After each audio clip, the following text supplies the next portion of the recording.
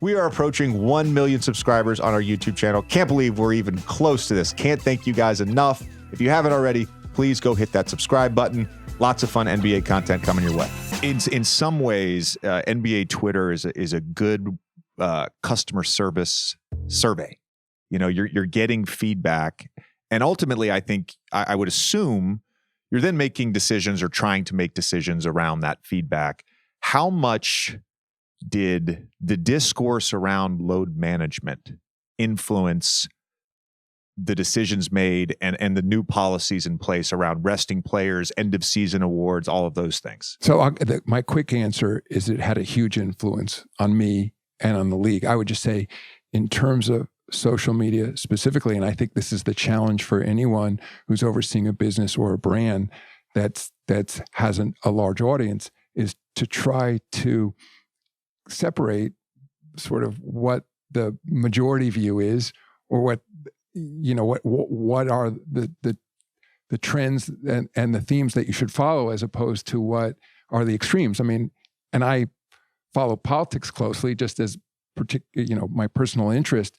And I sometimes think about the way political discourse goes on social media, and it's pretty apparent it represents the extremes in most cases.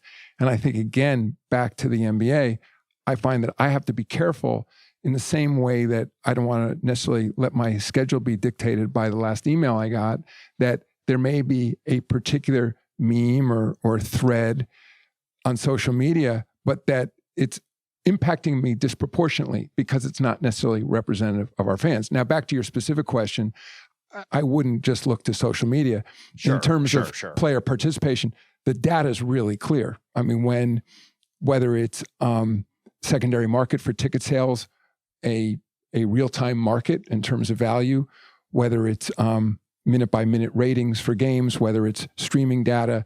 I mean, it's self-evident, but to the extent a star is not on the floor, and certainly when a star announces or a team announces before the game that star is not playing, that has a big impact on the interest. And I think also back to an earlier point where I think that, I and the league lost its focus a bit, is that, we went down that road of so-called load management. There, of course, is some legitimacy to it. But again, that may be self-evident to a certain extent as well in terms of performance. And I separate two issues when it comes to load management. There's load management that supposedly can help prevent injuries, and then there's load management that's purely a performance issue. And again, you can speak far better about the impact of a back-to-back or 4 games out of 5 nights or anything than I can on your body. But I think, again, that's fairly intuitive even for weekend athletes, that if you're tired, you're not going to perform at as high a level. I think where, Joe Dumars has been speaking to this lately, where we're now starting to really push back hard on some of the data that where the suggestion was that you could prevent injuries from it. I think that the data is very inconclusive there. And, I've read some of the commentary, again, back to social media, like, they've discovered a religion, they're going into new media negotiations or whatever else. Frankly, we still have 2 years left on our existing deals, and we're paying attention every day. I think that this is an area where you needed multiple years of data, and the trend lines were going in the wrong direction. Guys increasingly were playing fewer games and fewer minutes. And frankly, you don't need a super sophisticated analysis to see that it wasn't reducing injuries. I mean, there's also, this is more anecdotal, but there's a school of thought too that, particularly from some of the more veteran players or some of the retired players, that it could even lead to injuries, that if you get out of your rhythm, days off. We've had a number of older players talk about that. Right. And again, it's not, I think here where you then have to factor in the direct impact it has on the business. And this is a business. And whether it's the economics of ticket sales or ratings and fan interest in the game, or frankly, just frustration from fans. I get it. I'm a fan. And also I go to back to, traveling around in my schedule. I go to lots of games. I sit in the stands, just talk to a lot of people, or just, anecdotally, as I travel around, people just grabbing me.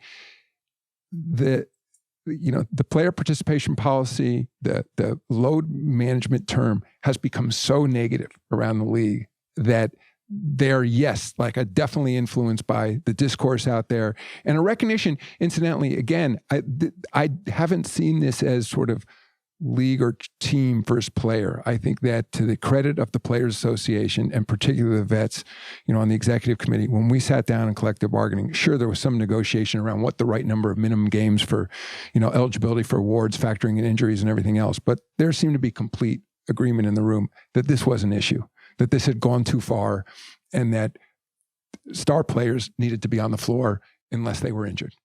So question on that point, because last All-Star break, I think you said the data supports load management, and then the NBA announced, and Joe Dumars gave a bunch of quotes around this earlier this fall, that the data now suggests that load management doesn't really have an effect on injury, which, again, like, you're collecting data in real time. I get all that. I'm not here to point out that you went back on what you said at All-Star break.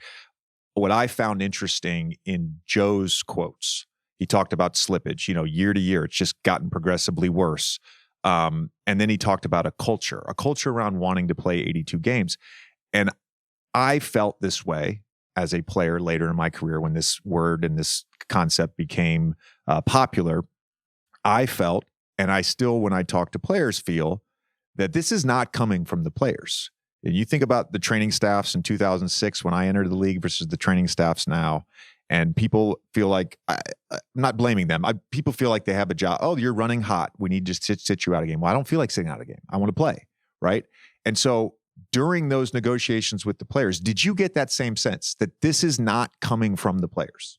My sense was, and again, there were team representatives, largely team governors, and players in the room. And at the end of the day, I think everyone agreed it was coming from both sides. That yes, the growing training staffs, the computer programs that show he's in the red, et cetera, that was part of it. But also, and this was coming, I'd say, more from the veteran negotiators, that it had become a thing a bit in the league. There's a culture around it now. It got introduced, and now that's what the younger players are. From younger guys. And I think the older guys were saying, all right, we'll take some responsibility for this, but this is ridiculous that the younger guys are now saying, that this should be my designated game not to play. And I just also address your earlier issue. First of all, no embarrassment from me to change my mind. I mean, I think that in terms of leading an organization, sometimes I look back to a second love is politics, where that's always viewed as a negative. If a politician changes his or her mind, I view that as growth, not necessarily a flip-flop. I will say, though, that back to my earlier point, I think there is good data in terms of performance. It's pretty definitive. There's no question that a tired player is not going to perform as well as one that's had more rest. And understandably, I've had conversations with coaches like Steve Kerr, for example, even very recently, about what is the optimal schedule? How many games should we have? Is there magic behind 82 and all that? And I don't think we're at the point where the data is sufficient where we can say, yes, we would be a better, putting aside the economic sacrifice, that's real, but that we would be a better league at 72 games. It's like, I think there's a lot of noise around the data on some of those issues, and we'll continue to look at it. But yes, I think on the injury side, I think as we've seen more information, and also I just want to go back to Joe Dumars. I think he has unique credibility, I would say, around the league, that his championships as a player, his championships as a GM, as a leader of an organization. I think that Joe is in a position to command the kind of respect where, when he's speaking directly to a team, even when he's speaking to the media, and he can say, and I hear this in my head a lot, that, we are an 82 game league, we have an 82 game season. Players are expected to play if they're healthy, not to roll the clock back, not to play when they're hurt. Right. I mean, he's like, and the other thing I'm learning, from, our mutual friend, Coach K, that it's not just leadership, but one thing, having been around him, particularly not just from my time at Duke, where I hardly knew the guy, but from his coaching of the national team, is that the messaging and the consistency of the messaging is really important. And I think that's also where the league fell down a bit, because what I've heard directly from some of the players, and even from our coaches, I'd say more in our teams, is that we in the league office, and this is what Joe has been doing and I've been trying to do as well, have to do a better job setting expectations. Because if you're not talking about it enough, and this goes back to my earlier issue about sort of back to basketball, my background at the league before I was the deputy commissioner of the league, I ran an entity here called NBA Entertainment. It's just what it sounds. I mean, I was not focused on the game itself. I was focused on the business around the game. And I think it's easy to get caught up in all the excitement. And it's part of our DNA, not just NBA Twitter, but when you think about the culture of this league, all the things you talk about in your podcast, the fashion, the food, the cities, it's part of what creates enormous interest in this league. But it's easy to forget that all of that interest only follows the game. And so I'm so glad you're asking me these questions. And I think that we, the league, then have to do a better job in saying, this is what our expectation is. I recognize players and teams won't always meet that expectation, but it goes to that North Star, even as you were saying in your own life, like, what do you think about when you wake up in the morning? And again, I'm learning on the job as I go. I've been with the league for a long time, but I love being part of this league and feel this enormous obligation, again, to continue growing the game and to learn from, what's happening in society at large, but also from mistakes I feel I've made along the way. Yeah, but let me just clarify. Like, when I read Joe's comments, I loved them. Yeah. I loved them. I mean, the idea of a culture around an 82-game season, that's what the league is. I think back to my own career. It's like, I never started a season and be like, man, I really hope I get those 68 games in. No, it was like, no, right. I want to play in every game. Right. That's like, to your point, and I think this is really important. And I think sometimes, even working in the media, I maybe lose sight of this on occasion.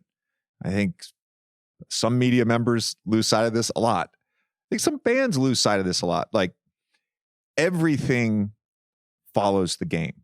The game, to your point about the North Star, the game is the North Star. That's what players ultimately love. Now, we certainly love some of the other stuff that comes with it, the economic benefits, the celebrity, whatever you want to call it. Like, there's other things that follow it, but it all starts with the game, right?